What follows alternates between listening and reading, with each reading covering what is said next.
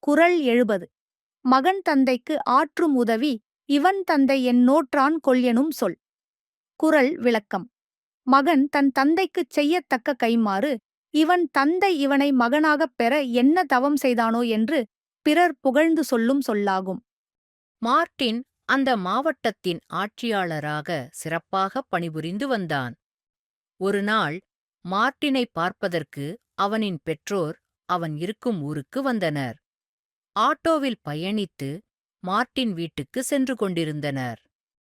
அப்பொழுது மார்ட்டினின் தந்தை அந்த ஆட்டோ டிரைவரிடம், "தம்பி, இந்த ஊர் எப்படி இருக்கிறது? இந்த ஊரின் வளர்ச்சி எப்படி இருக்கிறது? இந்த ஊரில் உள்ள கலெக்டரின் ஆட்சி எப்படி இருக்கிறது?" என்று கேட்டார். அதைக் கேட்ட அந்த ஆட்டோ டிரைவர், "ஐயா, இந்த ஊரின் கலெக்டர் ஆட்சி மிக அருமையாக உள்ளது. நேர்மையாக, உண்மையாக அரசின் கடமைகளை துரிதமாக செயல்படுத்துகிறார். ஏழை பணக்காரன் என்ற வித்தியாசம் பார்க்க மாட்டார். நீதி நேர்மை தர்மம் நிலைநாட்டுவதில் உறுதியாக இருப்பார்.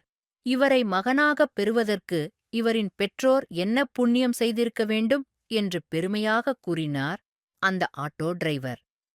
இதைக் கேட்ட மார்ட்டினின் பெற்றோருக்கு மனம் பூரிப்படைந்தது. பின் மார்ட்டின் வீட்டிற்கு வந்து சேர்ந்தனர்.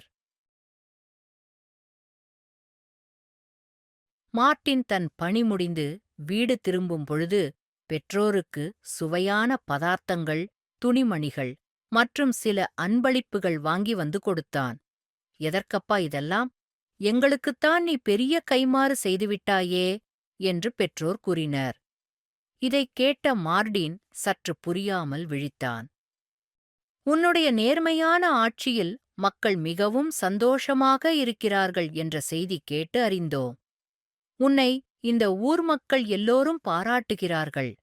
இந்த நற்பெயர்தான் எங்களுக்கு நீ செய்த பெரிய கைம்மாறு" என்று கூறினர் மார்ட்டினின் பெற்றோர்.